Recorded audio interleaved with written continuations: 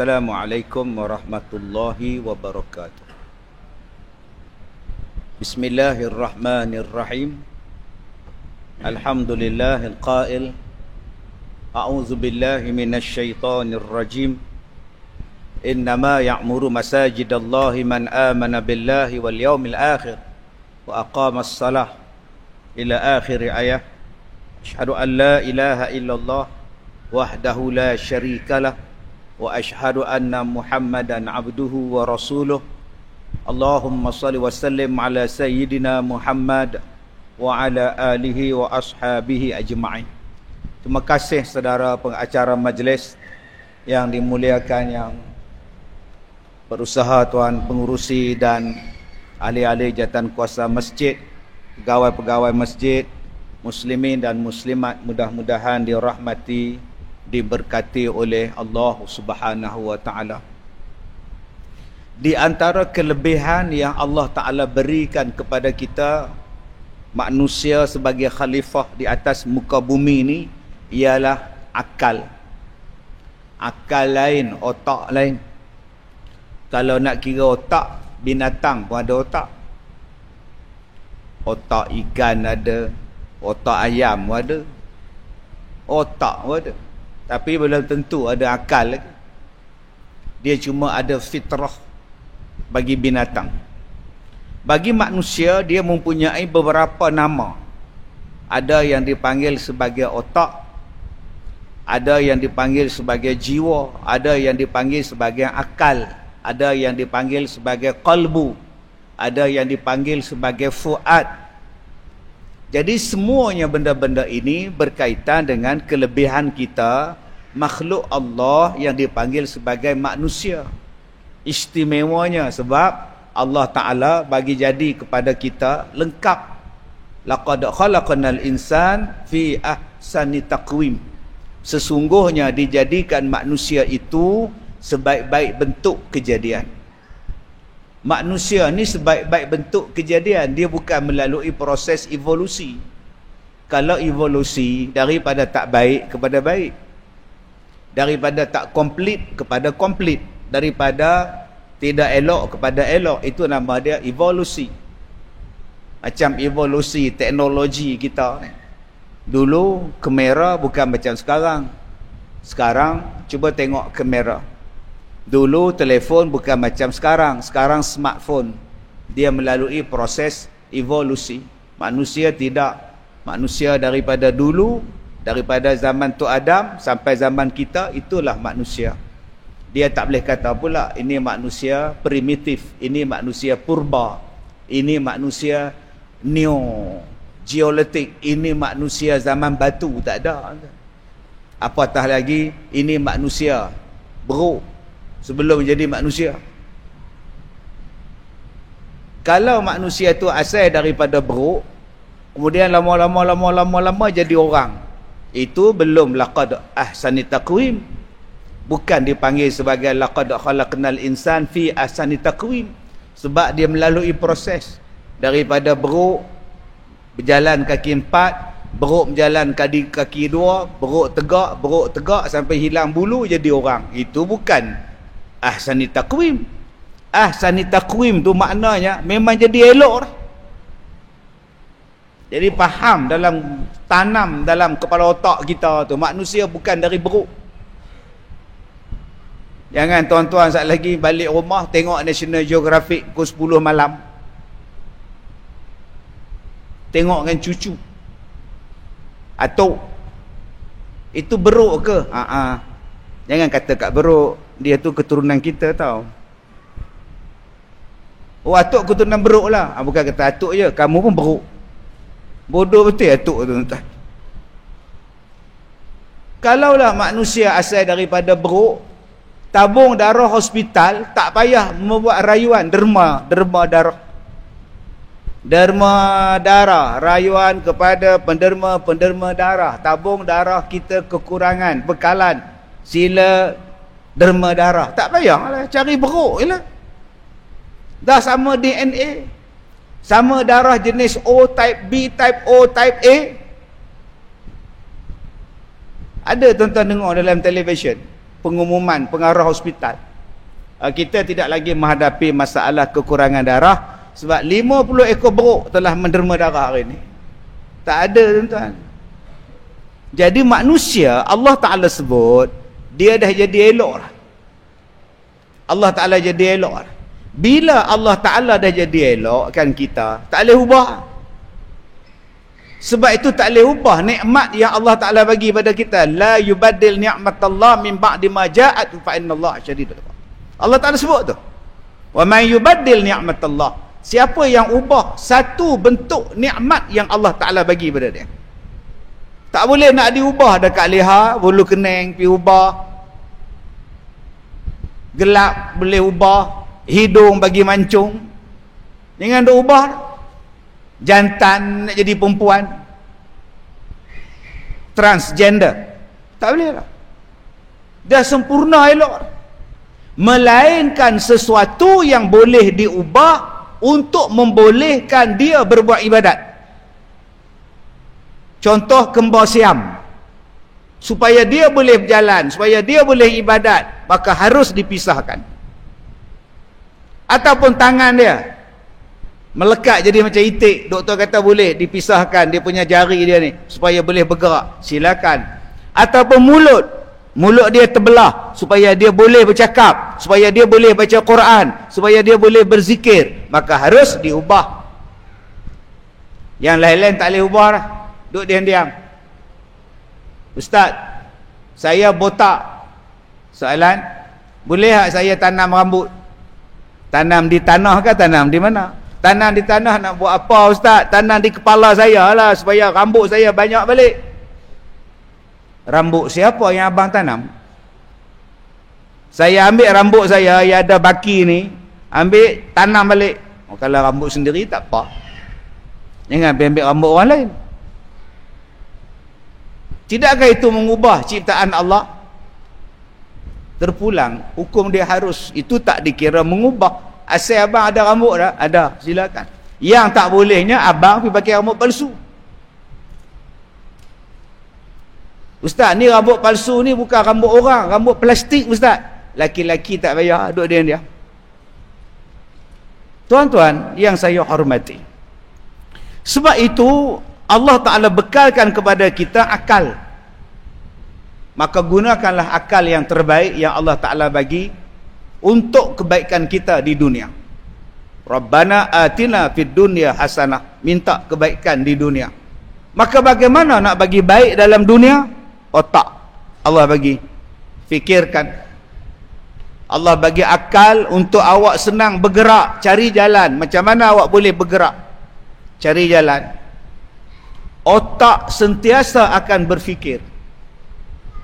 Dulu orang buat wheelchair, jenuh. Kadang-kadang dia nak tolak dengan tangan pun tak boleh. Tangan dia Parkinson. Jalan tak boleh. Orang kena tolak di belakang. Orang nak tolak tu pun dia pun Parkinson juga. Macam mana nak nolak? Maka manusia berfikir, hari ini wheelchair bukan lagi tolak dengan tangan. Hari ini wheelchair dia kontrol dekat depan. Hari ini wheelchair boleh jadi motosikal. Boleh datang masjid naik motosikal. Di charge, kemudian boleh bertahan 2-3 hari. Dalam rumah dia boleh pakai. Tak perlu lagi dah. Ustaz, tangan saya ni kudung. Dua belah tangan kudung, Ustaz. Macam mana boleh kudung? Saya meniaga tebu. Bulan Ramadan, air tebu. Habis tu, sambil berbuat, sambil mesin tebu. Saya terlupa masukkan tebu. Saya masukkan tangan, Ustaz. Hancur tangan saya. Kena potong. Soalan saya, macam mana saya nak buang air besar, nak basuh, Ustaz? Saya dah tua bangka, siapa nak basuh saya punya najis? Otak berfikir. Awak jadikan satu tandas, daripada tandas awak keluarkan pipe, simbah awak punya tempat keluar najis awak. Ustaz faham tak saya tak ada tangan? Faham? Habis tu macam mana air tu nak keluar saya tak tekan dengan tangan? Ciptalah tekan dengan kaki. Kaki saya pun kudung, Ustaz. Oh, sudah. Tangan tak ada, kaki pun tak ada. Habis tu macam mana Ustaz? Kamu ciptalah satu benda yang boleh keluar air daripada mangkuk tandas dengan kepala kamu dekat dinding. Kepala saya pun tak ada Ustaz. Kamu nampak itu pintu besar? Tuan-tuan yang saya hormati, apa sahaja jawapan akan ada bila tuan-tuan berfikir. Kita cadang nak buat masjid, silakan. Dah buat panaslah, pasanglah kipas. Setiap tiang kita pasang 3 kipas. Akhirnya dapat. Orang tengah-tengah pula tak dapat kipas. I say man, pasang kipas helikopter. Selesai masalah. Tu otak. Ustaz, kipas helikopter pun tak boleh Ustaz. Apa pasal? Yang bawah perempuan pula tak kena Ustaz. I say man, kalau gitu pasang aircon. Ustaz ni bodoh ke? Tak nampak lubang punya banyak masjid kami, pasang aircon macam mana? Engkau lah bodoh, tutuplah lubang tu. Dalam dunia ni tuan-tuan, ada selesai masalah, akan ada penyelesaian. Tuan-tuan jangan takut. Sebab itu Allah Ta'ala bagi otak. Hanya orang yang tak ada iman, yang tak menggunakan akal, dia keliru, dia confuse, akhirnya dia bunuh diri. Ini dia. Sebab dia tak mau gunakan iman, tak mau gunakan otak dia tuan-tuan. Tuan-tuan yang saya muliakan, benda ini disebut oleh Allah di dalam Al-Quran surah Luqman. A'udzubillahi minasyaitonirrajim. Alam tarau anna Allah sakhkhara lakum ma fis samawati wa ma fil ard wa asbagha 'alaikum ni'amahu zahiratan wa batinah. Tidakkah kamu melihat kami memudahkan urusan kamu di langit dan kami memudahkan urusan kamu di bumi. Di langit kamu mudah urusan, di bumi pun kami mudahkan urusan pada kamu. Tuan-tuan, sebelum kita pergi jauh kuliah kita ni, ya, jawatankuasa masjid dia kata, Ustaz bolehkah buka soalan? Boleh ha? Apa masalah? Tuan-tuan nak soal, jawab belum tentu. Apa masalah? Yang soal tuan-tuan, kalau saya tak mau jawab, peduli apa saya kan? Jadi tuan-tuan yang mana nak buat soalan, tuan-tuan boleh bertulis, ataupun tuan-tuan boleh WhatsApp kepada jawatankuasa masjid. Berapa nombor dia? Mai Tuan Haji, mai. Sila tengok, ambil nombor abang kita. Sila Tuan Haji. 019. Ya. Ya, ulang baik tuan. Ya. Baik, jadi tuan-tuan yang mana ada kertas boleh tulis, yang mana malas tulis di kertas, WhatsApp saja pada tuan kita, insya-Allah kita akan jawab selepas habis kuliah kita nanti. Baik, di dalam surah Luqman tadi tuan-tuan, Allah Ta'ala sebut, tidakkah kamu melihat urusan kamu dipermudahkan oleh Allah, baik urusan di langit ataupun urusan di bumi. Sebab itu manusia mempunyai akal dan dia akan sentiasa berfikir apa yang dia boleh buat di langit dan apa yang dia boleh buat di bumi. Manusia hanya perlu berfikir, mereka mencipta, melaksanakan. Maka tidak hairan hari ini tuan-tuan, teknologi langit semakin lama semakin canggih. Hari ini ada kapal terbang tanpa pilot. Hari ini ada kapal terbang yang tak dapat dikesan oleh radar. Hari ini ada kapal terbang yang boleh terbang 950 km sejam. Ada jet yang boleh terbang 1200 km sejam. Ada pesawat yang boleh mengelilingi dunia. Ada pesawat supersonik. Dan pesawat-pesawat sekarang semakin canggih, tuan-tuan. Tuan-tuan hanya perlu mereka. Ada kapal terbang first class. Dalam dia ada bilik tidur, ada bilik mandi, macam hotel, padahal di kapal terbang. Dulu kapal terbang nak ambil wuduk pun pramugari tak bagi. Sebab apa? Dia takut tempah. Saya ada bawa umrah satu jemaah, pakat beratur pergi ambil wuduk dalam toilet pesawat. Dia orang main bisik kat saya, Datuk, habis bocor tu, melimpah ruah air tu, dia apa betul-betul ambil wuduk macam kat masjid tu. Dia Astaghfirullahaladzim. Pramugari datang, oi jangan. Ada yang pergi letak kaki sebelah di lantai, sebelah dalam sinki tu. Tu dia basuh kaki. Apa hang ingat ni tempat wuduk masjid ke? Wah, sekarang dah ada pesawat, ada tempat semayang di belakang dia. Punya besar kapal terbang sekarang. Allah Ta'ala sebut dalam Quran, teknologi langit semakin lama semakin canggih, semakin lama semakin canggih. 3-4 tahun lepas, orang tanya pada saya, Ustaz, apa pendapat Ustaz tentang kereta terbang? Boleh terbang? Boleh. Ustaz pun bodoh juga. Kenapa? Ustaz, kalau kereta terbang, macam mana dengan Plaza Tol? Nak kutip tol di mana, Ustaz? Apa kena mengena tol dengan kapal kereta terbang? Apa kena mengena? Tak ada kena mengena. Kapal terbang pun terbang, ada tol.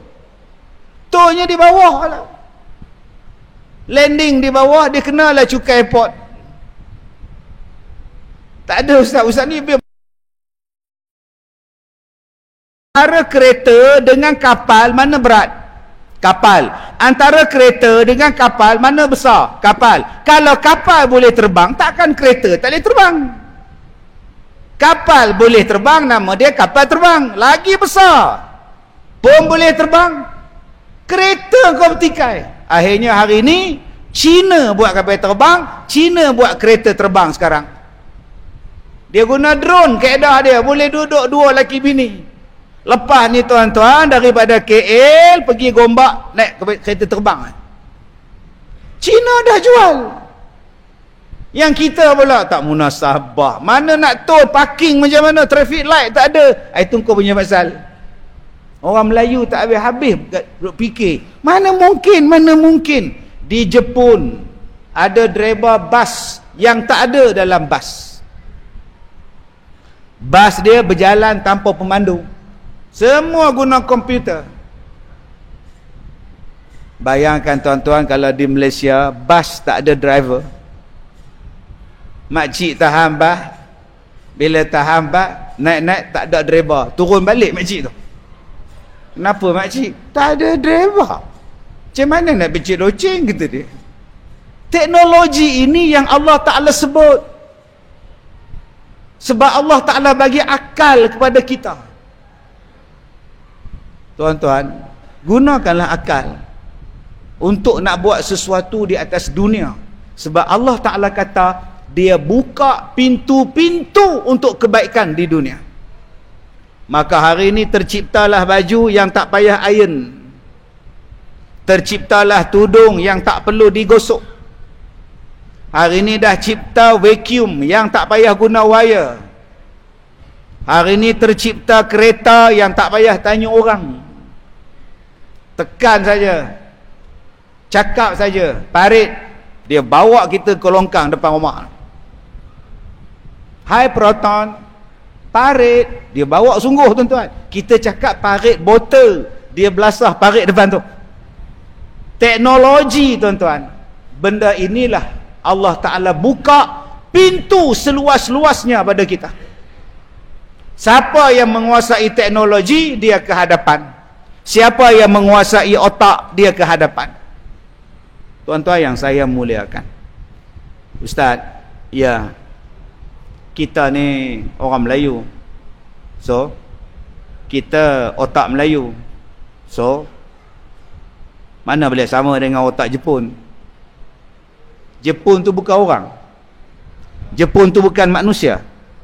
Jepun pun orang, Jepun pun manusia. Apa beza kita dengan Melayu dengan Jepun? Tak ada beza. Habis tu kenapa awak bezakan otak Jepun lain, otak Melayu lain? Otak Jepun otak komputer, dia orang otak kalkulator, Ustaz. Tuan-tuan yang saya muliakan, Jepun dia kena bom Hiroshima, Nagasaki. Jepun terlibat dalam perang Korea. Selepas itu Jepun tidak lagi berperang. Pada awal 50-an dia stop. Dia tidak lagi berperang. Dia tidak lagi bergaduh. Malah rakyat dia tidak lagi bergaduh. Mereka menghormati institusi kerajaan mereka. Menghormati raja-raja daripada Raja Akihito sampailah raja tak tahulah raja apa tak tahu. Cukup hormat. Mereka hidup dalam keadaan harmoni. Mereka hidup dalam keadaan tidak bergaduh. Mereka tidak berperang. Mereka tidak berpecah belah. Mereka hidup dengan aman. Bila mereka hidup dengan aman, otak mereka ligat berfikir. Hidup mereka berfikir macam mana nak jadi moden. Hidup mereka berfikir macam mana nak buat sesuatu dengan baik. Jom kita buat kereta. Akhirnya datang Toyota.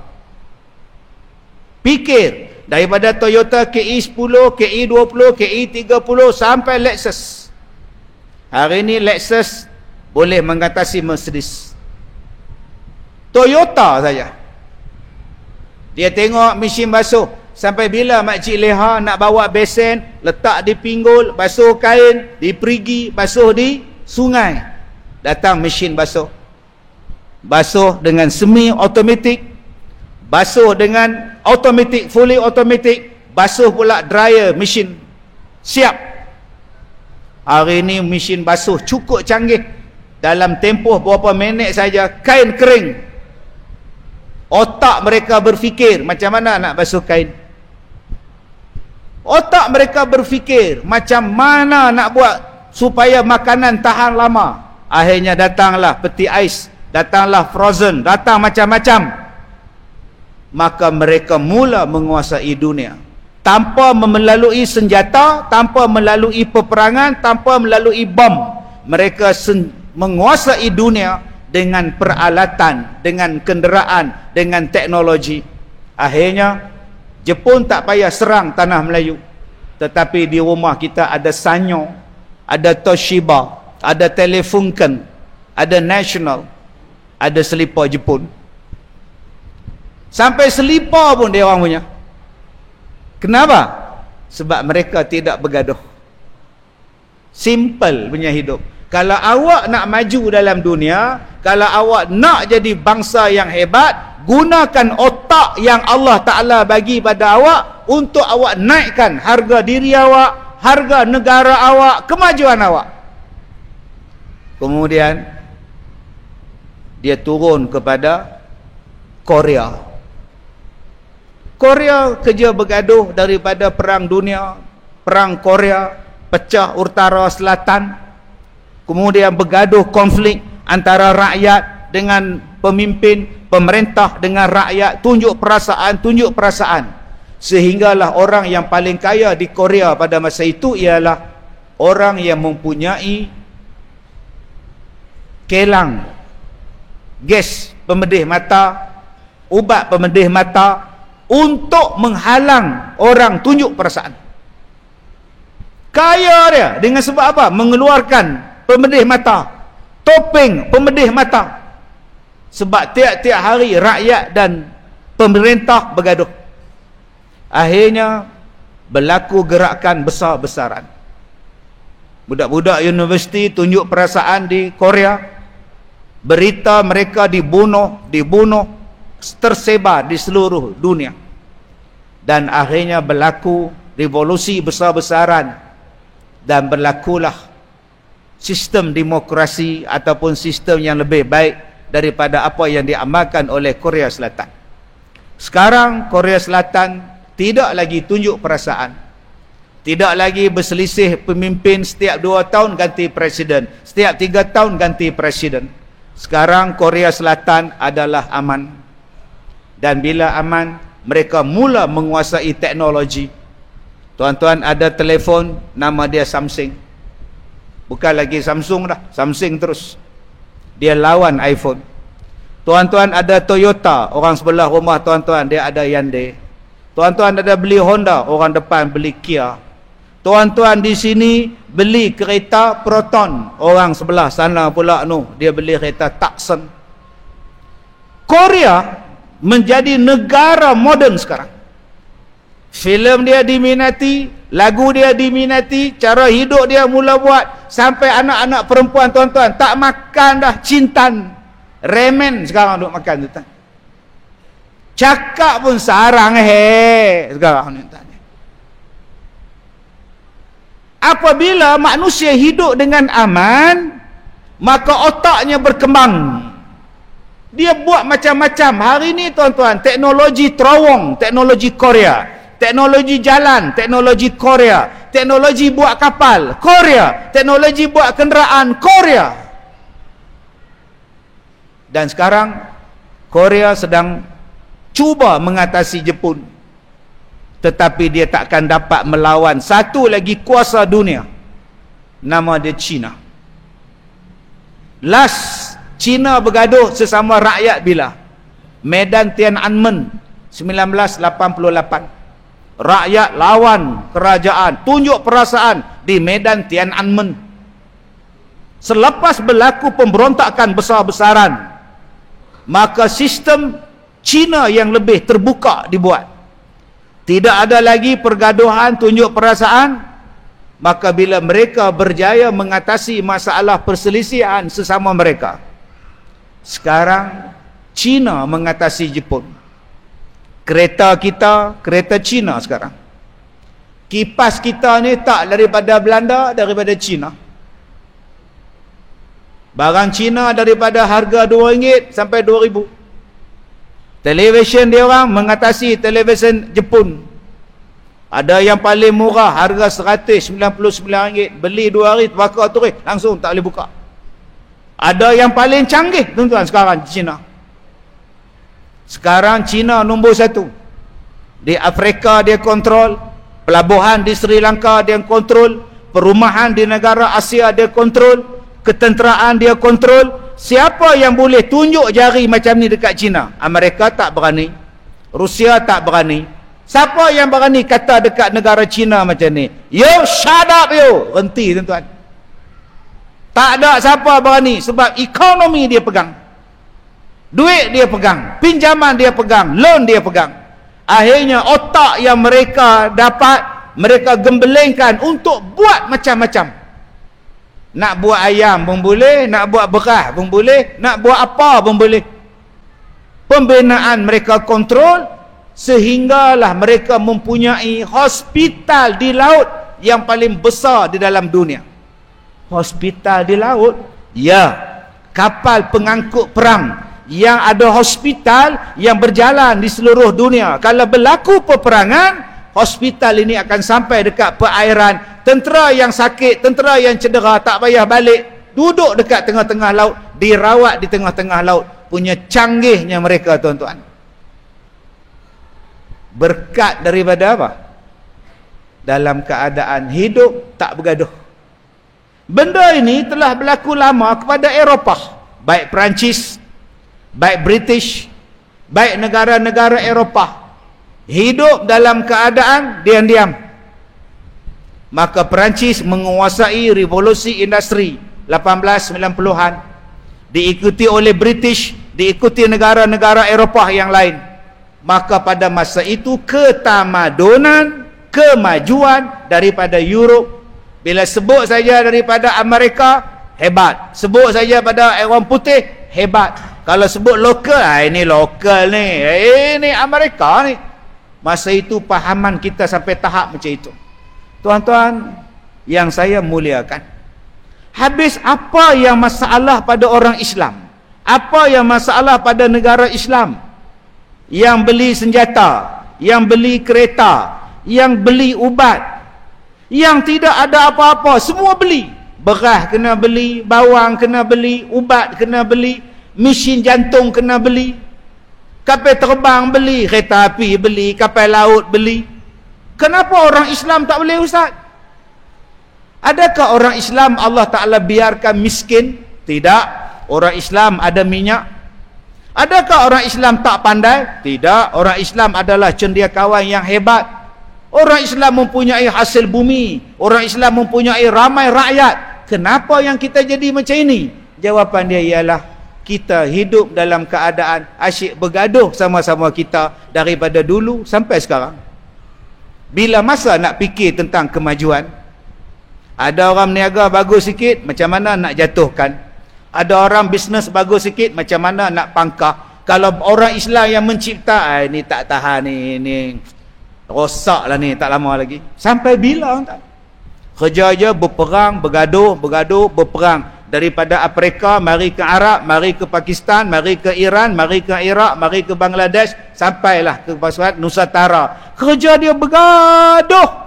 Sampailah tahap bergaduhnya di mana? Dalam masjid. Dalam masjid pun bergaduh, tuan-tuan bayangkan. Allah bagi minyak yang banyak, Allah bagi arang batu yang banyak, Allah bagi berlian yang banyak. Kalaulah manusia Islam, umat Islam, gunakan kemajuan yang boleh diambil daripada kekayaan dia, hebat dah tuan-tuan. Hebat. Dia boleh buka pusat penyelidikan di negara Arab, mengkaji, membuat benda-benda yang hebat. Sebab negara Arab duit banyak, sayang mereka menghabiskan duit yang banyak dengan bola. Buat stadium, bayar gaji 1 bilion setahun, buat bola sepak buatkan Arab, siap aircon lagi, stadium, buat aircon, habis bola sepak buka balik stadium, berbilion habis. Kalau buat universiti, mengkaji, hebat orang Islam tuan-tuan. Tapi nak buat macam mana? Kerja kita bergaduh di Malaysia ni tak habis-habis bergaduh. Sebab itu tuan-tuan, kalaulah kita sayang kepada Islam, sayang kepada Rasulullah, Rasulullah ini membawa kasih sayang tahap tertinggi. Islam adalah agama kasih sayang tahap tertinggi. Tetapi sesama Islamlah kita memusuhi tahap tertinggi. Dengki yang tertinggi, benci yang tertinggi, mengata yang tertinggi, menyampah yang tertinggi, dengki yang tertinggi, sama-sama Islam. Kemudian kita bercakap, kenapa Islam lemah? Kenapa Islam tak tolong Palestin? Kenapa negara-negara lain tak bantu Palestin? Hang tanya. Tuan-tuan yang saya muliakan. Jadi, nombor 1. Tuan-tuan hanya perlu berfikir macam mana nak maju. InsyaAllah tuan-tuan dapat mencipta. Tuan-tuan tengok kipas, tuan-tuan perhatikan kipas. Macam mana aku nak ciptakan kipas yang semua orang boleh rasa. Sekarang orang putih dah buat. Saya tengok kipas ni tuan-tuan tahun 2000. Ni kipas ni. Tahun 2000. Di mana Ustaz nampak? Saya ceramah di Singapura, Masjid Sultan. Saya tengok ada 2-3 kipas dalam Masjid Sultan. 23 tahun yang lepas. Orang Singapura tidak bergaduh, orang Melayu Singapura tidak hentam-hentam, tidak dengki-mendengki, tidak kutuk-mengutuk. Mereka boleh buat. Orang Malaysia baru tempoh 15 tahun jumpa kipas ni. Saya tanya pada mereka, di mana beli abang? Kita ambil pada Holland, Datuk. Ustaz, kita ambil pada Holland, Belanda. Oh. Berapa harga dia? Saya tanya. Ini murah je Ustaz, 25,000. Masa itu, Cina belum buat lagi. Bila saya datang lagi ceramah selepas itu, ada masjid lain pula buat. Saya tengok, oh yang ni dari Holland juga. Tak ada Ustaz, ini dari Belanda, dari Cina Ustaz. Cina murah sikit. Cina dah potong Holland. Masya Allah tuan-tuan. Cuba tuan-tuan pasang kipas ni. Agak apa jemaah kata. Dia tengok, ini kalau jatuh atas kepala ni mati ni. Ini pemikiran kita. Ini kalau putih jatuh lah syahid. Pemikiran nombor 2. Tak, kipas ini tak cukup lagi ke? Yang banyak kipas ni. Pemikiran nombor 3, siapa nak bayar tu? Bil tu. Siapa nak bayar bil tu? Ni. Pemikiran nombor 4, ialah pasang-pasang lah. Kalau ramai baru kita pasang. Kalau tak ada orang tak payah lah, jimat ya kata dia. Ini kalau rosak ni siapa nak repair? Pemikiran nombor 5. Siapa nak repair ni? Oh. Itulah pemikiran kita yang jauh ke hadapan negatif, negatif, negatif, negatif. Sampailah tuan-tuan soal-soal kuliah maghrib. Saya pergi kuliah maghrib satu masjid, nyimbang dengan pengurusi. Ustaz, kami nak minta pendapat Ustaz. Ya. 2 hari lepas kita mesyuarat AJK masjid. Ya. Bendahari bangkitkan masalah bil air dan bil elektrik masjid meningkat 2-3 bulan ni. Saya tanya kenapa meningkat? Sebab tiap-tiap malam kuliah maghrib, tiap-tiap malam kita buat, tiap-tiap pagi kuliah subuh baca Quran. Jadi bila buat tiap-tiap malam elektrik pasang dan ramai orang datang, jadi bil air naik. Dia kata dulu banyak ini, sekarang banyak ini. Inilah akibat buat kuliah maghrib tiap-tiap malam, kata dia. Siapa yang cakap? Bendahari masjid. Oh. Kemudian dia cerita pula, bulan ni perbelanjaan untuk bayaran sagu hati tuan guru meningkat pada 6,500 berbanding 2,000 pada bulan-bulan yang lepas. Peningkatan sebanyak 4,000 lebih. Atau jadi dia mencadanglah, kurangkan balik kuliah maghrib supaya orang tak datang, guru pun tak datang, jimat belanja, kata dia. Ini perangai kita. Bukan masjid ni lah, ni di Afrika ni tak. Dia susah hati tengok orang ramai. Dia susah hati tengok ustaz mengajar tiap-tiap malam. Dia susah hati tengok bil elektrik mencanak, bil air mencanak, bil api mencanak. Oh, susah hati dia. Yang dia bangga ialah dalam masjid, penyata akaun masjid, kita setakat bulan lepas akaun dalam bank kita ada 462,434 ringgit 26 sen. Dia bangga yang itu. Sudah. Tuan-tuan yang saya muliakan, kemudian kita bercakap masjid kita tak ada orang. Ada pula tuan-tuan, bila berlaku peralihan jawatan kuasa masjid, saya pun pergi ceramah Maulidur Rasul. Pengurusi dia, saya baru pegang 3 bulan masjid ni, Datuk. Oh, tahniah Tuan Haji, bagus, mudah-mudahan boleh buat kerja dengan baik. Alhamdulillah. Sekarang nampak aman lah masjid ni Ustaz. Sejak saya pegang ni aman lah. Alhamdulillah lah, tak ada lah macam dulu kan, nampak lebih aman lah. Bagus. Tak apa Tuan Haji, saya balik dulu. Elok saya nak balik, ada orang ikut saya 2-3 orang. Memang aman lah Ustaz. Dulu kuliah maghrib kita 26 kali sebulan. Habis tu datang dia potong 20 tinggal 6. Aman setiap malam Ustaz. Dia begitu Ustaz. Dia potong kuliah Ustaz, tinggal 6 Ustaz yang mengajar. Memang aman lah, tak ada orang datang. Diam. Macam P. Ramlee cakap, senyap dan sunyi. Astaghfirullahalazim. Ada juga yang macam tu. Baik, jadi tuan-tuan, saya sebut pada tuan-tuan, tuan-tuan gunakanlah pemikiran tuan-tuan. Tadi saya jumpa ada 4 orang anak muda tuan-tuan.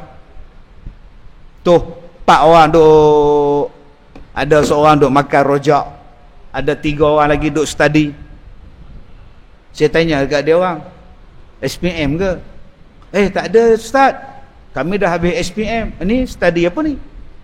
Kami dalam nak pergi Jepun, dapat tawaran belajar di Jepun. Oh, bagus. Sekarang kami dah ikut kursus bahasa di institut ni, bahasa Jepun. Oh, bagus. Belajar elok-elok, nanti jadi orang pandai, buat kemajuan. Bila nak perginya? Tahun depan tadi. Atau tak terlibat ke dengan PLKN? Senyum budak-budak. Tak terlibat ke? Abang-abang insya-Allah yang mana 35 tahun ke bawah pun terlibat insya-Allah. Ya, walaupun gaut pun gaut lah tuan-tuan. Tuan-tuan yang saya hormati, saya seronok tengok adik-adik kita, anak-anak tuan-tuan tu nak belajar. Silakan. Jadilah otak yang maju. Sekarang spek mata tak payah pakai lagi dah. LASIK. Tak payah. Sekarang mikrofon tak payah lagi cakap kuat-kuat. Cakap slow, satu masjid boleh dengar. Sekarang punya canggihnya tuan-tuan, pembedahan yang sangat canggih sekarang ni. Tetapi otak kita dia ada limit. Otak kita dia ada limit. Maksud ustaz, bukan otak tak ada limit ke? Ya, otak dia sentiasa berfikir, berkembang, silakan. Tetapi dia tidak boleh mencipta, melepasi had. Had apa ustaz? Had yang Allah Ta'ala tentukan. Contoh,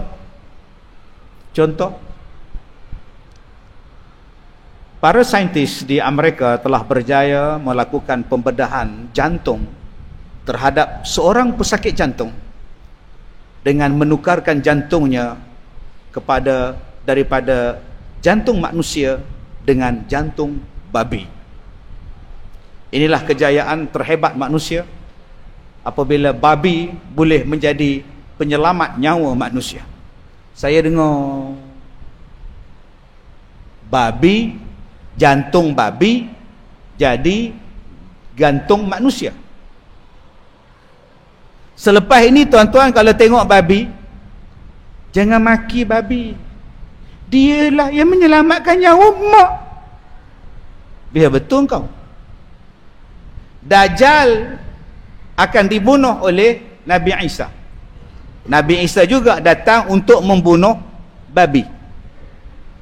Kalaulah babi itu penyelamat manusia, apa sebab Nabi Isa nak bunuh babi? Babi itu najis dan tidak ada ubat daripada najis. Simple. Habis itu kenapa dibuat? Kenapa diwar-warkan kejayaan kita menggunakan jantung babi untuk menggantikan jantung manusia? Tujuan dia apa? Dia nak tunjuk kepada orang Islam bahawa yang kamu mengatakan babi itu najis, salah. Babilah penyelamat nyawa kamu. Silakan. Kalau kamu nak ambil babi, jantung dia letak dalam badan kamu, silakan. Berapa hari boleh bertahan? Kamu akan hilang nyawa kamu. Sebab Allah tidak jadikan najis sebagai ubat. Ada orang jumpa saya lepas sembahyang sunat. Saya nak ceramah maghrib. Dia datang jumpa saya. Ustaz. Ya. Ustaz, tanya sikit boleh? Boleh. Ustaz boleh berubat tak? Asma. Tak pandai. Oh, kalau ustaz pandai ubat, saya nak minta ubat. Saya lelah. Asma. Maaf Tuan Imam, saya tak pandai. Soalan kedua ustaz. Ya. Boleh tak berubat dengan anak tikus? Saya tanya yang merah tu. Ya, yang merah. Tuan Imam dah makan ke? Dah. Kenapa Imam makan? Sinsir kata kalau nak ubat lega, lelah, telan tikus, anak tikus. Berapa ekor abang Imam telan? 2 ekor. Yang merah tu? Dah telan dah? Dah. Kenapa telan? Dia kata ubat. Atau lega tak? Tak lega. Atau telan. Buat apa? Soalan saya pada Imam pula, macam mana Imam telan? Dia kata ambil anak tikus tu, bubuh dalam roti gardenia tu, balik telan. Astagfirullahalazim. Sampai sekarang saya ragu-ragu nak makan kuih Melaka, buah Melaka. Sampai sekarang saya ragu-ragu tuan-tuan. Bila kita makan kuih buah Melaka kan merecik darah gula Melaka tu. Saya terbayang tuan-tuan, dia picit anak tikus tu.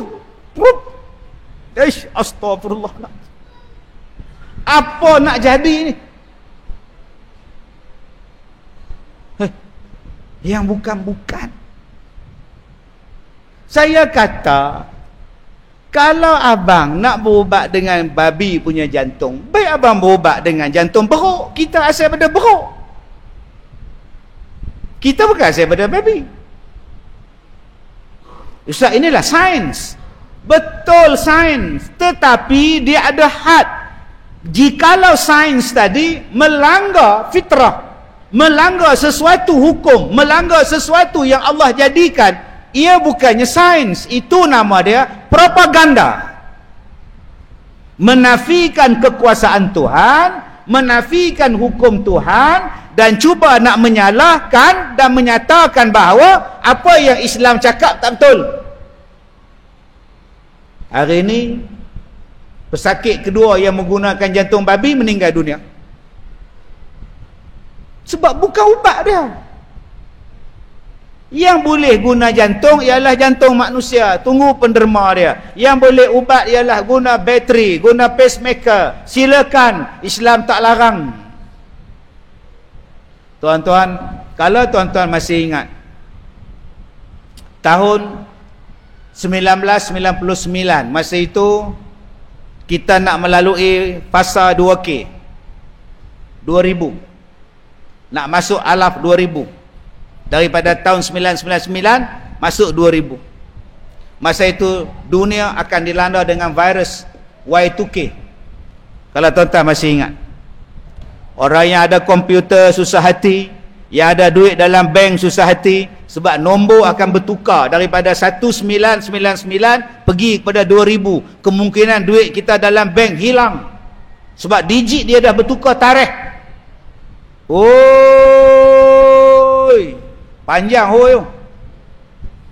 Kita akan menghadapi virus Y2K. Komputer mesti ada peranti khas supaya dapat menangani Y2K. Kita pun beli peranti khas, kita pun beli antivirus, beli satu dunia. Bila datang Y2K, masuk tahun 2000, tak ada apa pun berlaku. Siapa yang untung? Yang buat komputer. Siapa yang untung? Yang buat cerita virus Y2K. Siapa yang untung? Yang jual antivirus. Nampak? Otak kita telah diprogram macam itu. Dan pada tahun 2000 itu, saya masih ingat sampai sekarang. Sebab apa? Sebab saya dijemput untuk mendengar taklimat. Satu profesor perempuan, saya begini pakai baju Melayu. InsyaAllah pada hari ini saya akan membentangkan kemajuan sains yang terbaru yang telah sampai kejayaannya pada kita, iaitu pengklonan manusia. Daripada hangguk tu berhenti saya. Pengklonan manusia, ya.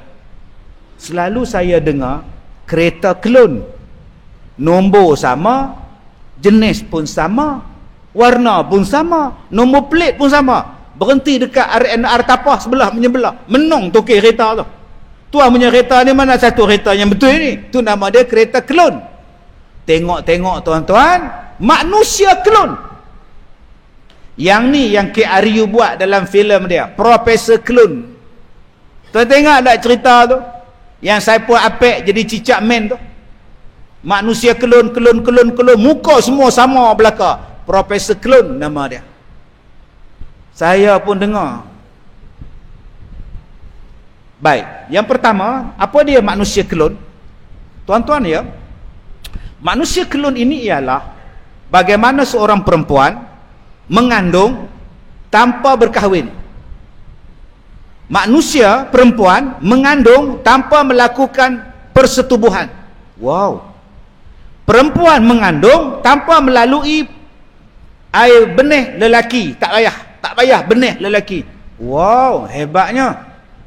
Perempuan ini mengandung, diambil daripada sel dalam badan dia, dan dia mengandung tanpa perlu persetubuhan, tanpa perlu suami, tanpa perlu jantan. Dia ambil daripada benih dia, dimasukkan dalam rahim dia, dan perempuan tadi akan mengandung.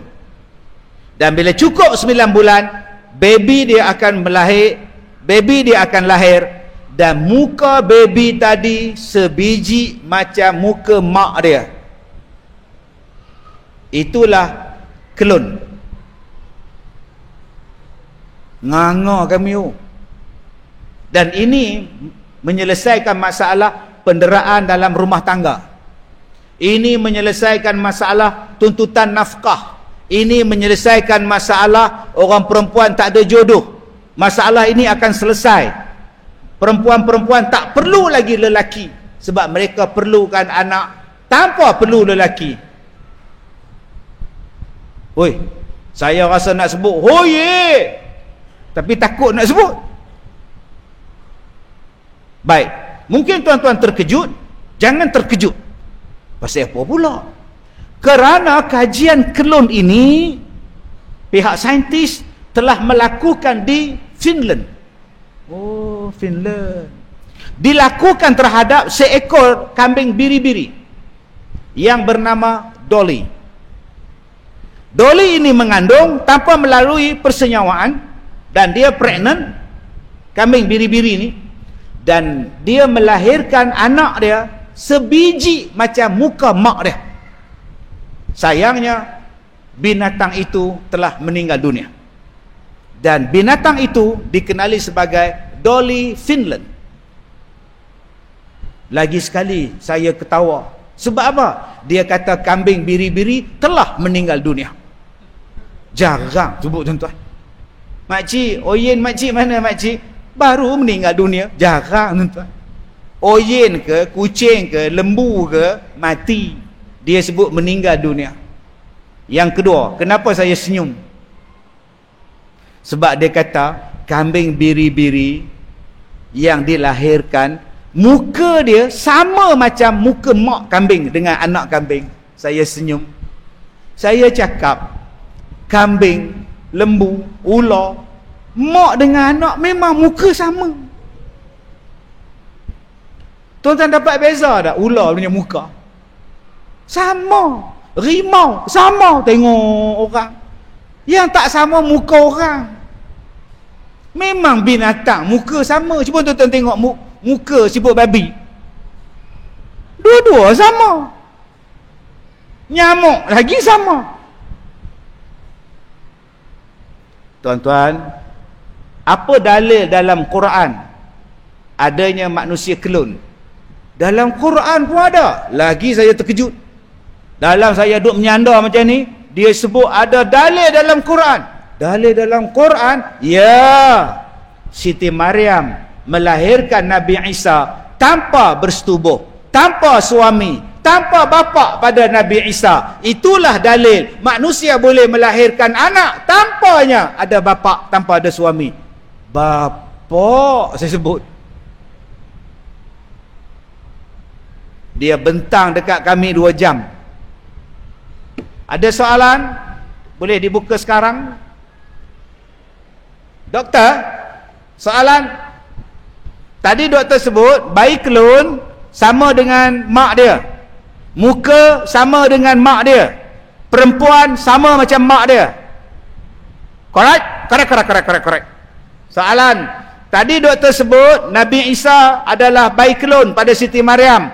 Nabi Isa laki-laki, Siti Maryam perempuan. Sama ke?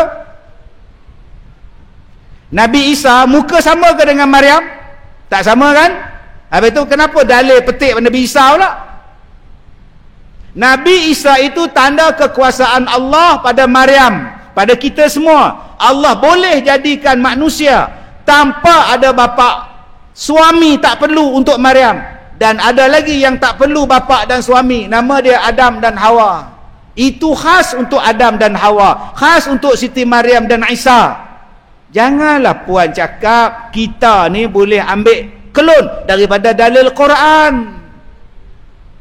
Al-Quran sebut manusia mesti jadi daripada benih lelaki dan benih perempuan. Min nutfatin amsyajin nabtali faja'alnahu sami'an basira. Allah sebut tu dalam Quran, dijadikan manusia ni daripada benih yang terpancar, daripada laki-laki bercampur dengan benih perempuan jadi manusia. Huwallazi yusawwirukum fil arhami kaifa yasha. Allah sebut dalam Quran, dialah yang membentukkan manusia dengan rupa paras manusia dalam rahim ibu-ibu mereka, bukan klon. Tuan-tuan, hari ini sains macam ini yang kena tolak. Sains yang kononnya lebih advance daripada Quran. Sains yang lebih moden daripada Quran. Salah itu tuan-tuan. Takkan berlakunya manusia klon. Ustaz ni primitif. Ustaz ni pemikiran lembab. Ustaz siapa nak lawan saintis? Bila saya pegang Quran dan hadis, saya lebih pandai daripada saintis. Kalau saintis tu pegang Quran dan hadis, dia pandai daripada saya. Tapi kalau dia tolak Quran, dia tolak hadis, dia tak pandai.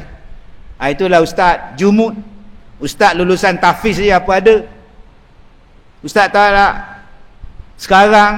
Sekarang manusia dah ke bulan ustaz. India tu dah ke bulan ustaz. Mereka dah sampai ke kutub selatan bulan. Betul? Pun salah. Saya tanya dia, pun salah? Kalau sampai ke bulan, apa salah? Awak nak sampai gunung Everest pun seksa? Nak sampai gunung Everest tu pun seksa, awak cakap awak pergi bulan. Ustaz, ni kemajuan ustaz. Ustaz tak boleh tolak kemajuan. Saya tak pernah menolak kemajuan. Saya cakap roket, saya sebut kapal terbang, saya sebut jet pejuang, saya sebut teknologi angkasa. Tetapi manusia, dia ada had. Okey. Bila dia sampai ke bulan? Tahun 69, tahun 73, yang terbaru 2 bulan lepas. Berapa hari di bulan? Itu saya tak pastilah. Okey. Abang. Ya. Mati bila abang mati? Abang mati bila? Mana saya tahu. Soalan ustaz ni bodoh betul lah. Soalan kedua, bila-bila kita boleh mati ke? Bila-bila boleh mati?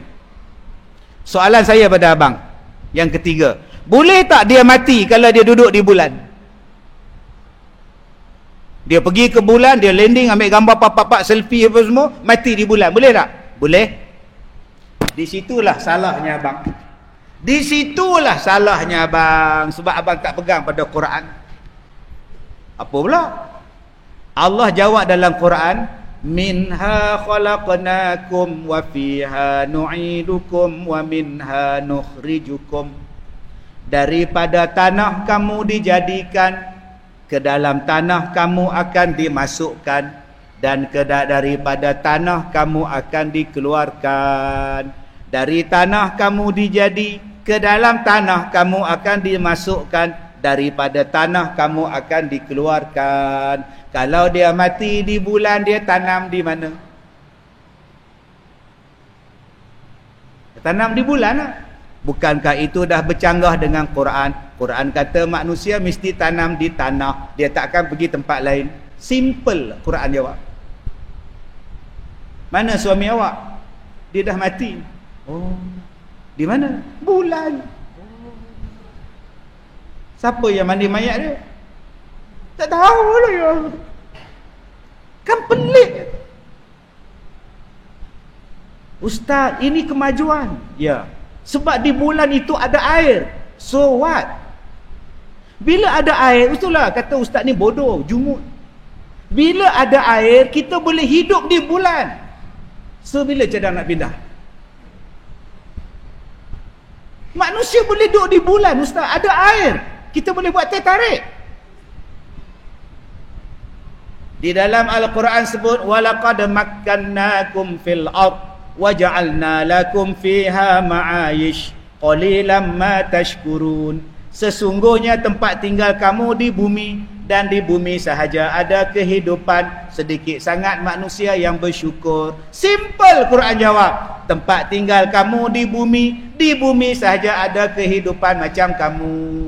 Yang kamu sibuk nak cari air di bulan tu kejadah apa? Air tu banyak, air buat rumah situ. Banjir model KL ni pun salah. Sebab itu tuan-tuan, jangan orang bercakap sesuatu tentang sains mengatasi daripada apa yang Allah sebut dalam Quran. Manusia boleh hidup balik, teknologi akan menghidupkan manusia. Nama dia Scientology, menghidupkan balik. Tetapi kita kena ingat, di akhir zaman, pahaman saintologi ini mula menguasai manusia. Sains boleh mengatasi agama. Sekarang dah buat. Nama dia saintologi.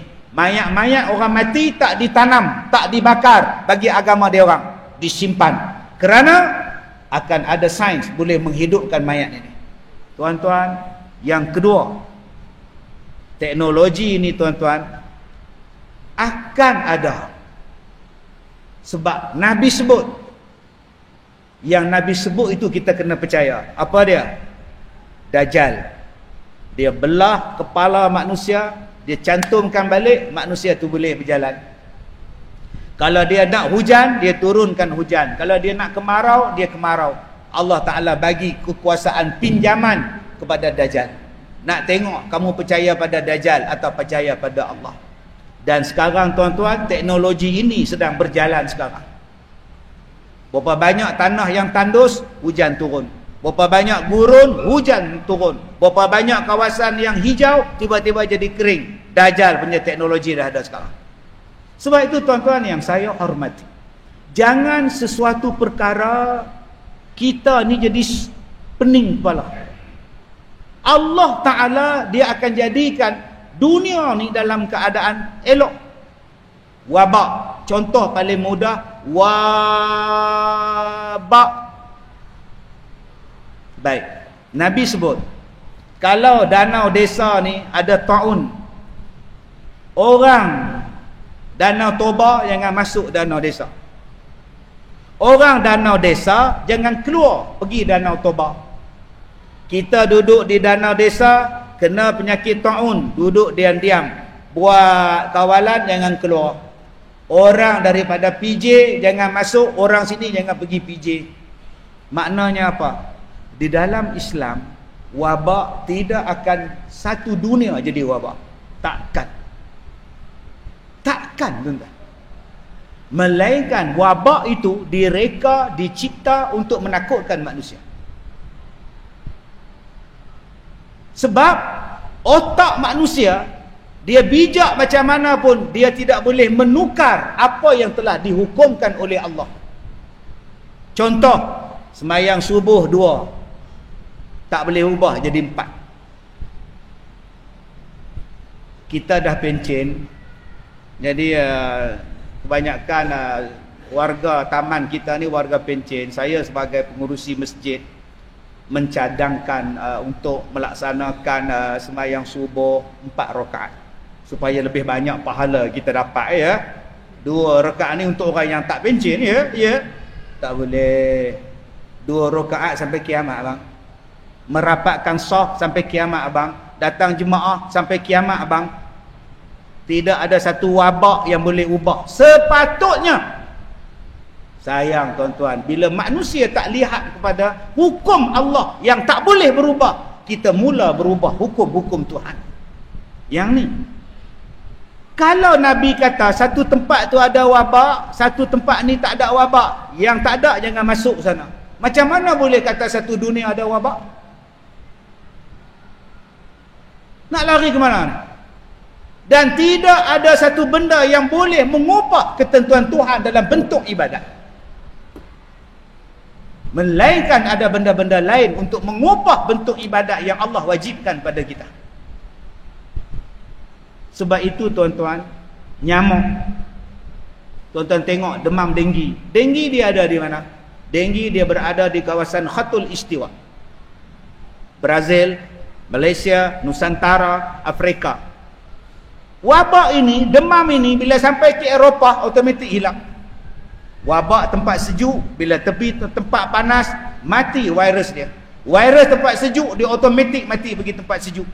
Tetapi pelik bila virus tempat sejuk ke tempat tak sejuk, semua kena. Ini pelik tuan-tuan. Dia melanggar kepada fitrah yang Allah Ta'ala buat. Sebab itu otak yang Allah Ta'ala bagi, ada bendanya boleh kita berfikir untuk kemajuan, silakan. Otak yang Allah Ta'ala bagi, jangan lawan Tuhan. Jangan. Tadi saya sebut, nak cipta manusia kelun, nak pergi duduk pindah, tak mau duduk di KL, nak pindah ke bulan. Ada yang kata kita nak pergi matahari pula selepas ini. Saya tanya bila nak pergi matahari? Matahari kan panas. Kita pergi waktu malam Ustaz. Silakan pergi. Payah tuan-tuan. Yang ketiganya, Allah Ta'ala tidak akan menjadikan sesuatu penyakit sehinggalah mengubah ibadat yang Allah Ta'ala wajibkan pada kita. Ni otak berfikir. Oi. 1 jam lebih cakap. Belum masuk tajuk lagi. Macam mana cara nak mengimarahkan masjid. Yang tadi tu muqaddimah. Mudah-mudahan muqaddimah kita tadi ada manfaat pada kita. Muqaddimah. Astaghfirullahalazim. Baik, sebelum saya meneruskan kuliah saya ni bab tajuk masjid ni, jadi saya lancarkan dahulu kutipan dana untuk penggunaan dana kita untuk memakmurkan lagi masjid kita. Diminta kepada petugas-petugas, bolehlah jalankan tabung tuan-tuan dan tuan-tuan pun derma lah. Kalau dekat Palestin kita derma, dekat Kemboja kita derma, Syria kita derma. Takkan untuk masjid kita, tempat kita semayang, tempat kita nak mati semayang mayat dalam ni tuan-tuan, kita bantulah masjid kita. Baik tuan-tuan yang saya muliakan, apa lagi yang saya nak ajar pada tuan-tuan tentang pengimarahan masjid? Saya lah kena belajar dengan tuan-tuan macam mana pengimarahan masjid tuan-tuan buat. Saya tengok malam ni anak-anak muda ramai, anak-anak tua ramai, remaja datang, retua pun datang. Saya masuk dalam tandas bersih. Saya sujud atas kapet selesa. Saya duduk di bawah kipas, terasa sejuknya. Bersih. Saya tengok Tok Imam baca sedap. Apa lagi nak? Tak ada apa tuan, pembangunan, tak ada apa elok. Cuma tanggungjawab kita ya menyahut seruan daripada Jawatankuasa Masjid. Macam mana nak mengimarahkan masjid? Kalau kita tak sambut, Nabi sebut di akhir zaman, masajiduhum amirah wa hiya kharabun minal huda. Masjid di akhir zaman cantik, tapi tak ada petunjuk dalam dia. Maka kita kena tengok, pertama, masjid ni rumah Allah. Jadi jangan duk perasan masjid ni rumah kita. Apa maksud? Siapa-siapa pun boleh mari. Siapa nak sembahyang, mari. Siapa nak ibadat, mari. Dia rumah Allah. Masalah kita hari ni menganggap masjid rumah kita.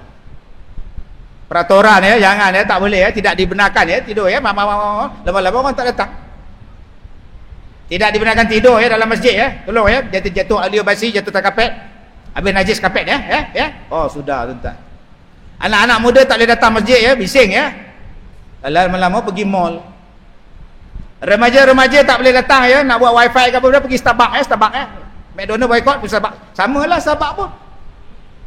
Semua tak boleh. Apa yang boleh? Ustaz pun tak boleh. Ustaz tak boleh ceramah ya, duduk diam. Astagfirullahalazim. Maknanya kita dah jadikan masjid tu rumah kita. Ni rumah Allah. Peraturan sama ya. Sama semua dalam masjid. Rumah Allah sama ya. Nak masuk, bersih daripada najis. Nak masuk, tidak ada hadas besar. Nak masuk, pakaian kena elok. Nak masuk, ni ada. Sama ya. Saya sembahyang Isyak, nak pergi ceramah di Padang. Singgah masjid sembahyang. Orang dah habis sembahyang, saya sampai orang dah habis. Saya sembahyang tepi pintu. Allahu Akbar. Tok Siak sambil tutup switch lampu, dia boleh bercakap. Sembahyang cepat sikit, tutup pintu ni. Dia sound saya tuan-tuan. Sembahyang cepat-cepat sikit nak tutup pintu ni, lewat balik. Saya rasa nak tengok apa. Macam mana tuan-tuan? Kita terlalu eksklusif. Akhirnya budak-budak tak mau main masjid, orang muda tak mau main masjid. Orang tak mau dekat dengan masjid. Banyak sangat hype.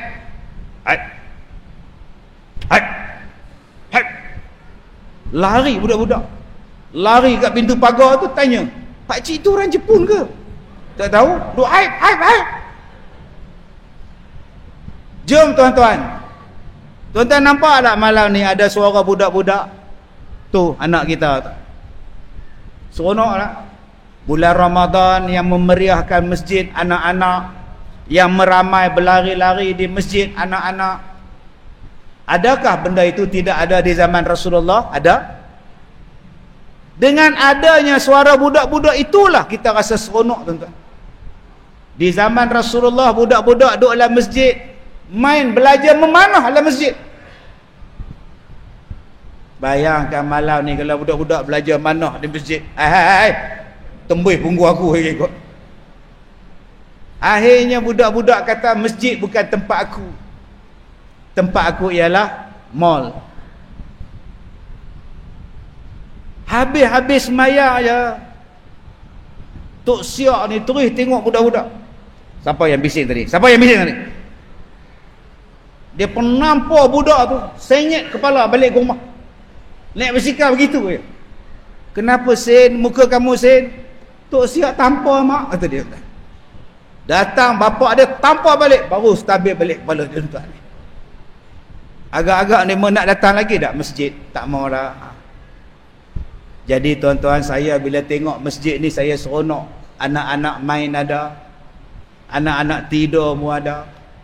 Lepas dia habis main, dia tidur. Seronok. Tidur pula atas riba mak dia, atas riba bapak dia. Bukan setakat anak-anak kecil tidur, anak tua pun tidur. Dia dapat tiang, elah, tidurlah abang weh. Masjid adalah tempat yang mendamaikan. Okey, nombor satu, jom kita ingat, ini adalah rumah Allah. Bila sebut rumah Allah, siapa-siapa pun boleh mari. Imarahkan. Jangan duk tengok sinis. Ramai budak-budak muda malam ni tak pernah datang malam ni. Tok Siak tengok tabung kita tu, kam jalan pula tabung. Siap budak-budak muda. Padahal yang datang malam ni geng-geng saya semua, TikTokers semua ni, X1R, geng RZ malam ni ramai datang.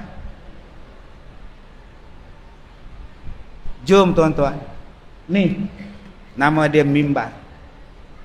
Mimbar ni ada power, tuan-tuan. Ni Power Rangers, bukan Power of Pain, bukan. Power Rangers. Dirindui mimbar ni. Saya ceramah di Sarawak, orang terlalu ramai, tak nampak duduk di meja, tak nampak. Saya kata, Tuan Haji, Datuk, saya naik atas mimbar. Atas mimbar saya ceramah maghrib. Ramai orang nampak pergi ke belakang. Senang cerita. Ada ke ceramah atas mimbar? Astagfirullah. Mimbar tu hari Jumaat je tu. Astagfirullah. Tuan-tuan, kalau malam ni saya ceramah atas ni pun boleh. Agak-agak malam ni kalau saya ceramah atas mimbar ni, agak-agak report tak? Ni Ustaz nak report ni semalam Ustaz Kazim datang, dia ceramah atas mimbar tu, nak report lah. Abang boleh siang malam pagi petang kuliah subuh pun boleh di sini. Ni power ni. Sebab tu yang baca khutbah pastikan power. Bukan power hentam orang, lari orang. Tapi saya kadang-kadang nasihat juga. Kalau saya baca khutbah, saya tengok ada jemaah tidur kan, Pak Mat, jangan tidur Pak Mat. Tidur. Abang tolong kejut Pak Mat. Khutbah Pak Mat bangun ya. Pak Mat ni minggu depan sama ada tak datang atau tak tidur terus. Itu je tuan-tuan. Masya Allah, subhanallah tuan-tuan. Bila kita baca khutbah, kita bagi tahu tentang jemaah. Habis teks daripada majlis agama, kita baca. Untuk makluman tuan-tuan, Haji Rosli Jalan Dedap hari ini dimasukkan ke hospital kerana sakit jantung. Jadi siapa nak ziarah dia boleh lah. Yang kedua Kak Leha, jalan tempur. Semalam kena ragut. Habis hidung ni. Hidung ni habis ni. Dia naik basikal, datang peragut naik motor, tu setiarap tengah jalan. Ada keluar dari hospital. Jadi tuan-tuan beritahu pada isteri, tolonglah pergi tengok Kak Leha. Yang abang-abang tak payah tengok kan marah isteri pula sebab Kak Leha dia janda. Dia di rumah. Seolah-olah dia baca khutbah tu, dia cerita perkembangan di sini. Besok kita akan buat majlis khatam Quran. Dia rasa kita ni dengan imam, dengan khutbah ni rasa dekat sangat. Rasa dekat. Untuk makluman kita semua, anak kita Izzuddin bin Saipul terpilih untuk pergi ke Jepun. Ni kalau tuan-tuan kenal ni, Izzuddin ni selalulah datang semayang ni. Kadang-kadang khutbah nu cerita bab tinggi tu. Peperangan di antara Ukraine dengan Rusia sesungguhnya. Yang muda-muda darjah 3. Mat, Ukraine tu apa? Tu yang buat tu bangunan tu yang tinggi gitu. Tu. Oh, tu Ukraine. Itu keren gitu dia. Jom tuan-tuan kita membumikan balik khutbah kita. Kadang-kadang pergi cerita bab tinggi-tinggi ni menuh. Untuk siapa? Inilah dia tuan-tuan peranan kita. Seolah-olah masjid ni menjadikan kita dihormati, kita diraikan, semua pergerakan kita masjid tahu.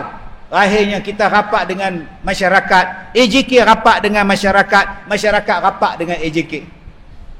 Lama-lama tuan-tuan dia jadi rapat. Bila rapat, dia seronok datang semayang. Jom, bagaimana kita nak rapatkan dalam bentuk macam itu. Dan kita minta pada penceramah yang datang kuliah kita, bila kuliah jangan duk ajar kami berpecah belah, jangan duk ajar kami benci membenci. Ajar kami dan masyarakat berkasih sayang. Zaman boikot bukan lagi sekarang.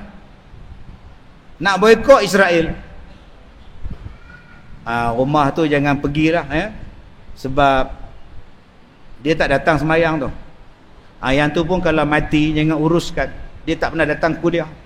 Yang tu kalau kita buat korban jangan hantar daging pada dia. Itu tak pernah datang subuh tu. Oi, banyaknya musuh. Tak mau. Okey. Din tablet. Sekejap, Din tablet. Ya.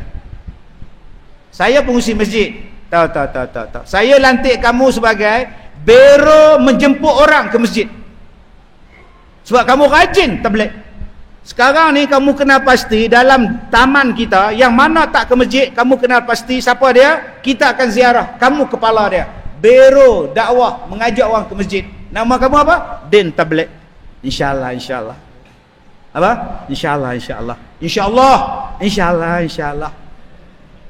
Kamu orang mana? Saya orang Perak. InsyaAllah. Saya cuba insyaAllah. Ubahlah. InsyaAllah. Apa insyaAllah? InsyaAllah. Berapa ramai yang kita benci dengan orang tablet, sedangkan tablet boleh menarik orang ke masjid. Mereka ada power, tuan-tuan. Dan bila kita buat program korban, Din, ini ada 20 kilo, kau hantarlah rumah yang tak datang masjid. Okay, salam ya. Din pun datang, insyaAllah. Assalamualaikum. Waalaikumsalam. Apa hal? Saya Din tablet dari Masjid Muhsinin. Saya nak hantar daging korban. Tak ke masjid pun dapat ke? Nampak cara tanya tu. Kami masjid tak pernah memusuhi, tak pernah memilih kasih. Ini rezeki. Ambillah rezeki Allah. Pengurusi sampaikan salam, dia sibuk nak agihkan daging, dia wakilkan saya, Assalamualaikum. Menggigil tuan-tuan, tak pernah ke masjid tu. Bawa ke dapur. Apa tu bang? Daging korban. Orang masjid kasih. Ya Allah. Malunya saya bang. Abang tak pernah ke masjid, tapi orang masjid tak pernah lupakan kita bang. Saya cakap banyak kali dah, abang pergilah masjid, abang tak nak tengok dia orang hantar, ya Allah, malunya ya Allah. Diam suami tu. Maghrib tu dia sampai tau. Hantar pukul 3, maghrib suami datang. Pakai kepiah sengit dia datang. Datang sembahyang maghrib, lepas sembahyang dia cari din. Assalamualaikum, yang hantar daging tadi ke? Ya, saya yang hantar. Ada lagi tak daging? Astaghfirullahalazim. Rupanya dia nak cilok lagi sekilo. Bagus betul tuan. Lepas ni tak ada boikot memboikot bendera ke parti ke, no. Ini duk kira bendera tak habis-habis ni. No, tutup. Ni masjid. Orang tanya saya, Ustaz belah mana? Saya jawab, boleh belah. Saya tak mau cakap belah-belah. Ustaz ada parti tak? Ada. Parti apa Ustaz? Tapawai. Simple. Jangan bawa perpecahan dalam masjid kita. Dan yang terakhir tuan-tuan, bagaimana nak tarik hati orang? Nabi suruh menarik hati manusia dengan jamuan, makan. Wa at'imut ta'am, kata Rasulullah, bagi makan pada orang. Kalau malam ni ada makan tuan-tuan, selesai masalah. Ada makan? Ada? Ada, alhamdulillah. Nasi bungkus. Semalam 2 hari lepas saya ceramah. Dia orang bajet 300 orang. Yang datang 1000 orang masjid. Nasi tak cukup Ustaz. Oh, buat macam mana yang ada? Tak ada buat macam mana? Tapi jangan bagi tahu, tak cukup. Sesenyap sudah. Jangan pergi umum pula sebelum sembahyang Isyak tu. Untuk makluman tuan-tuan, kita sediakan nasi 300 bungkus. Tapi kami tengok ramai malam ni jadi tak cukup lah ya. Saya minta maaf lah ya. Jangan umum. Kalau abang umum awal-awal, yang sah belakang tu lah. Allahu Akbar. Sibik duduk belakang. Habis-habis sembahyang kena cepat, lambat, lebur kata dia. Yang tak khusyuk siapa? Sah depan. Allahu Akbar, silap duduk depan. Aduh. Yang paling khusyuk imam. Takkan dia orang tak simpan merebak no. Jangan umum, ada, tak ada sudah. Tuan-tuan, saya ceramah di Parit Perak. Masjid tak payah buat. Peringkat awal je masjid buat. Lepas tu masjid tak payah buat. Pertama ada sponsor. Ada asal kuliah aja tambah malam Jumaat lagi sponsor. Tapi bila saya ceramah, masing-masing jemaah bawa makanan. Haji Dolah bawa nasi lemak, Haji Usuk bihun, Haji Bidin cucu pisang, Kak Nap agar-agar, Kak Leha bubur kacang, Kak Tipah bawa karipak. Di belakang tu penuh dengan makanan, potluck. Yang paling saya seronok Haji Dolah, dia bawa mangkuk tingkat kosong, belenggang lah. Bila balik begini berat kan. Yang mana faham, tak faham sudah. Tuan-tuan, saya nak ajak tuan-tuan satu benda. Di sini ada pemeliharaan Allah. Macam mana Ustaz? Di sini ada orang yang Allah pelihara. Siapa Ustaz? Orang yang sembahyang subuh berjamaah. Ni di sini. Nabi kata man shalla subha fahuwa fi zimmatillah.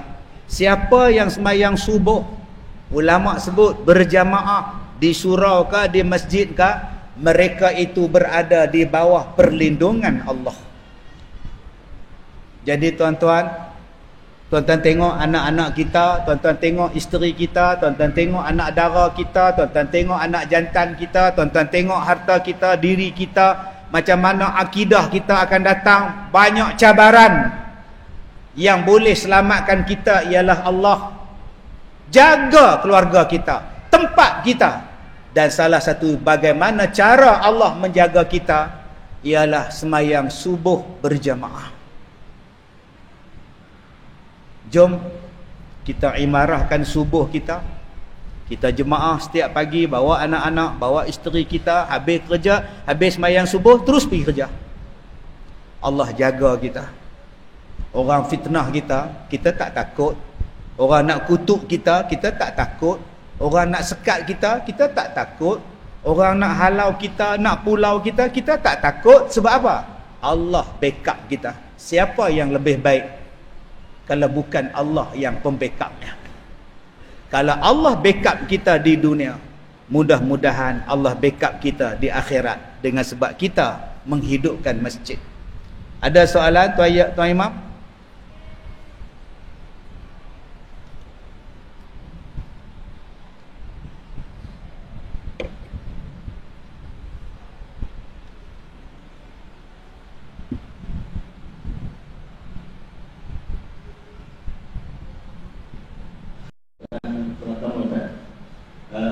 Akal manusia yang Allah bagi semua sama atau ada lebih dan kurang, atau faktor didikan ayah yang membuatkan seseorang jadi ke. Baik, tuan-tuan yang saya hormati, setiap manusia Allah Ta'ala memberikan otak kepada dia. Setiap manusia Allah Ta'ala memberikan akal kepada dia. Sebab itu ada manusia yang sempurna akal, ada yang tidak ada akal. Kerana itu di dalam ibadah, salah satu yang menjadikan syarat sah, syarat wajib, salah satunya ialah sempurna akal.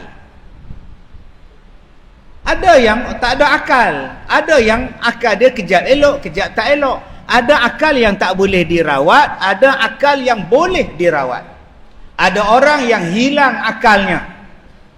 Tuan-tuan yang saya muliakan, saya guru tahfiz. Saya menjadi guru tahfiz daripada tahun 1993, 1992 sampailah 1994. Saya mengajar budak-budak tahfiz. Kemudian tahun 2008 saya membuka mahad tahfiz sampailah sekarang 2023. Apa yang saya jumpa?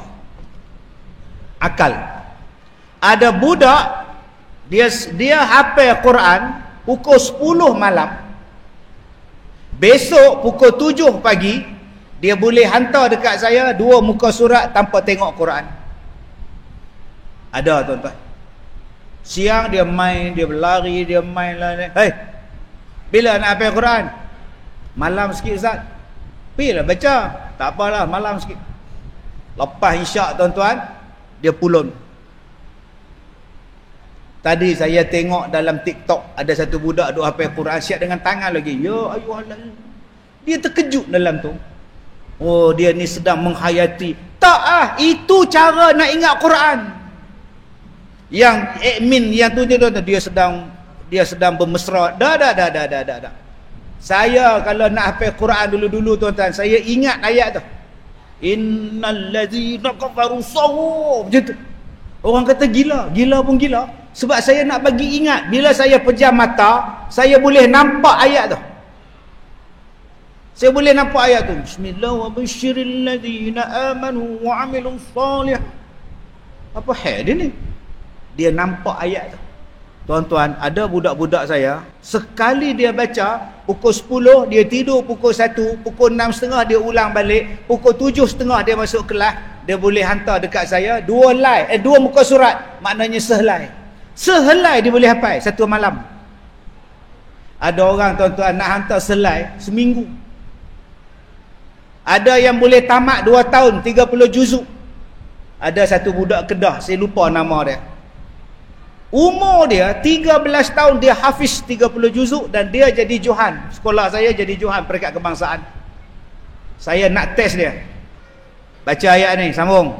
Baca ayat ni, sambung. Dia boleh sambung tuan-tuan. Tapi kita tengok dia macam blur je. Tapi bila hafal Quran, daripada Al-Fatihah sampai An-Nas dalam kepala otak dia. Masya Allah. Saya kata tulis balik Quran yang kamu hafal. Dia boleh tulis tuan-tuan. Budak Kedah. Bila dia tamat 30 juzuk, saya kata okey, sekarang saya nak kamu hafal hadis pula. Masya Allah tuan-tuan. Otak dia tak sama. Ada yang slow 3 tahun 3 juzuk. 3 tahun 3 juzuk. Tak sama. Sebab itu tuan-tuan yang saya hormati, kenapa dia tak sama? Kadang-kadang Allah bagi dia lemah tang sini, tapi tang lain dia cekap. Budak yang saya kata tadi hak di Kedah tadi, dia hafal Quran cekap, tapi daripada segi kemahiran nak repair tak reti, nak buka ni pun tak reti, yang nu tak reti, dia slow pula tang situ pula. Jadi masing-masing ada bahagian masing-masing. Ada yang cekap, repair nu cekap, repair ni cekap, tapi kalau aus berat benas pun tak sampai. Ada juga. Jadi otak manusia ni tuan-tuan, kita melayan, kita mendidik mengikut tahap pemikiran mereka. InsyaAllah kita akan berjaya. Wallahu a'lam. Soalan yang kedua kan, saudara kita ni, dia mahu jadi dia beritahu dia bakal melangsungkan perkahwinan pada bulan 19. Dia tak ada duit, tapi dia minta doa saja pada sejarah. Dan dia tanya bagaimana cara yang terbaik untuk kita ajak isteri kita ni bersolat untuk menguruskan si. Baik, tuan-tuan yang saya hormati, ada satu mak, dia bawa anak dia jumpa saya, minta saya buat surat sokongan sebab menantu dia bekerja di Malaysia Timur, Sabah, Sarawak, dah 3 tahun kahwin PJJ. Jadi anak dia rasa susah sebab suami tak ada, cucu seorang. Jadi ustaz, anak saya ni susah lah, suami jauh, susah ustaz tolonglah ustaz, buat surat sokongan sikit untuk anak saya dapat balik bertukar duduk sini menantu saya ni. Saya tanya pada anak dia, masa akak bercinta dengan suami, akak tahu dia susah bertukar? Tahu. Masa kakak bertunang dengan suami akak tahu problem bila lepas kahwin jauh-jauh? Tahu. Akak tahu nak minta tukar susah? Tahu. Soalan saya, kenapa kahwin dengan dia? Kenapa kahwin dengan dia kalau dah tahu susah? Kenapa tak kahwin yang satu sekolah? Kak nama apa? Cikgu Murni. Kahwin Cikgu Syari. Selesai masalah. Satu sekolah, satu bumbung. Kalau tak dapat satu sekolah, sekolah sebelah. Satu daerah sama. Perkahwinan kita ni, kita rancang dan kita boleh usaha. Cak dapat yang betul-betul. Akak tahu tak suami akak kaki pukul? Tahu, masa bertunang pun saya dah kena pukul. Habis tu kenapa kahwin dengan dia? Kau nak ubah lah dia lepas kahwin, nak didik dia lah kan. Habis tu dia bedik akak pula, akak bukan didik lagi dah. Yalah, waktu bertunang tu cancel lah kalau dah dia pukul. Kenapa ya akak kahwin dengan dia? Ustaz, love is blind, okay? Silakan. Sebab tu saya kata tadi, abang-abang nak tahu isteri tadi semayang ke tak semayang ke, cari yang agama. Akak-akak cari yang beragama, yang semayang. Ingat senang ke nak didik suami, nak didik isteri, nak didik dia pula ada bapa dia pula ada penasihat 25% dia. Jadi sebab tu Nabi kata, kau nak cari cantik ke, kau nak cari harta ke, kau nak cari keturunan ke, carilah, tapi ambillah yang beragama. Selesai masalah. Dan abang-abang yang mana belum kahwin, kalau nak kahwin, saya nasihatkan kahwinlah dengan jururawat. InsyaAllah. Mereka ni langsung tak nak emas permata, bulan madu pun tak mau. Okey, jangankan emas permata, intan berlian, bukan juga semarak dunia. Bulan madu aku pun tak minta. Bagus nurse tuan-tuan, apa pun tak mau. Tak anda faham, tak faham sudah tuan-tuan. Jadi kalau kita dah kahwin, macam mana nak didik suami kita, isteri kita semayang? Ini cabaran kita. Okey, cabaran kita. Akak-akak dapat suami baik. Bila tanya, akak dengan suami macam mana? Alhamdulillah ustaz, so far so good. Akak masak untuk dia, akak jaga pakaian dia. Dia pun semayang kan, nafkah pun dia bagi semua. Macam baju dia, akak gosok semua. Stokin dia pun akak gosok. Bagus. Pasal apa akak buat? Pasal dia baik. So itu bukan cabaran. Cabaran pada akak bila dia jadi Tesla.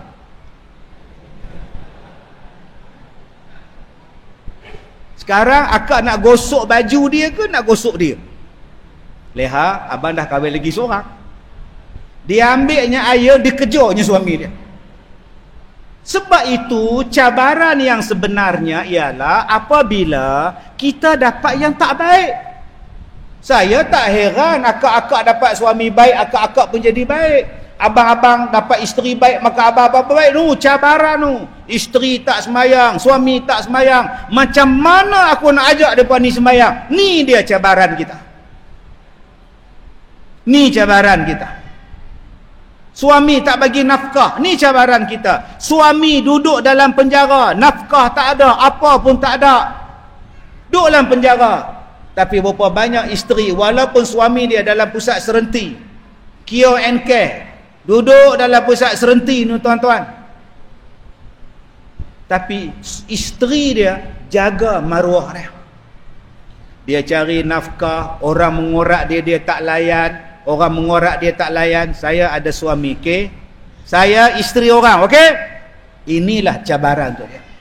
Berapa ramai yang suami duduk di dalam, isteri berjahat. Dia kalah dengan cabaran dia.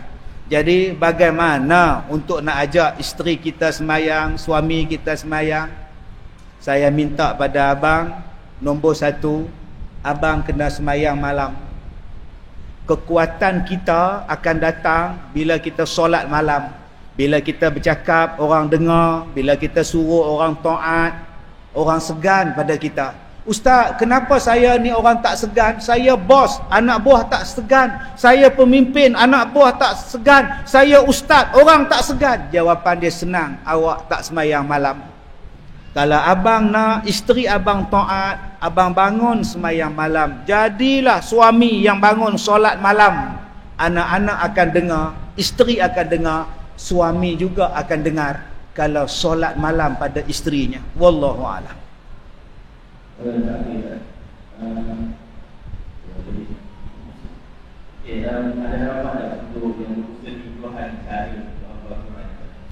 Ada usaha dah untuk yang berusia 50-an? 30-an boleh. Saya menghafaz Al-Quran umur saya 19 tahun. Anak murid saya hafal Quran 7 tahun. Saya 19 baru hafal Quran. Jadi waktu saya mula-mula hafal Quran umur saya 19, saya demam 2 minggu. Demam gigil. Bukan, 2 minggu saya masuk tahfiz, saya demam. Menggigil. Ustaz saya datang ke asrama. Kenapa? Demam Ustaz. Dah pergi klinik dah? Dah. Bangun. Dia suruh saya bangun. Buang selimut. Pergi ambil wudu, pergi baca Quran. Baca Quran. Dia tengok saya baca Quran begini. Ustaz aku ni tak sihat ke apa? Aku tak sihat, dia ke tak sihat? 2 hari lepas tu saya pergi kelas. Kenapa saya suruh yang demam baca Quran? 1, engkau orang semua ni, antum semua ni dah besar panjang, akil balik dah, dosa banyak ni, kata dia. Hati hitam, Al-Quran tu cahaya. Bila cahaya masuk dalam hati hitam, belaga, tu yang demam. Yang kedua, Al-Quran tu ubat. Bila ubat, sakit, bacalah Quran. Itulah ubat. Yang tidur buat apa? Ustaz saya garang tuan-tuan. Dia penampar kami pergi balik tu. Pam-pam. Gitu nampak. Pening kepala ni. Oh, garang. Gila tuan-tuan. Kalau ada lagi ustaz macam tu sekarang ni, dia pula kena tampar tuan-tuan. Garang. Tapi kalau dia tak garang macam tu, saya pun tak jadi penceramah tuan-tuan. Garang gila tuan-tuan.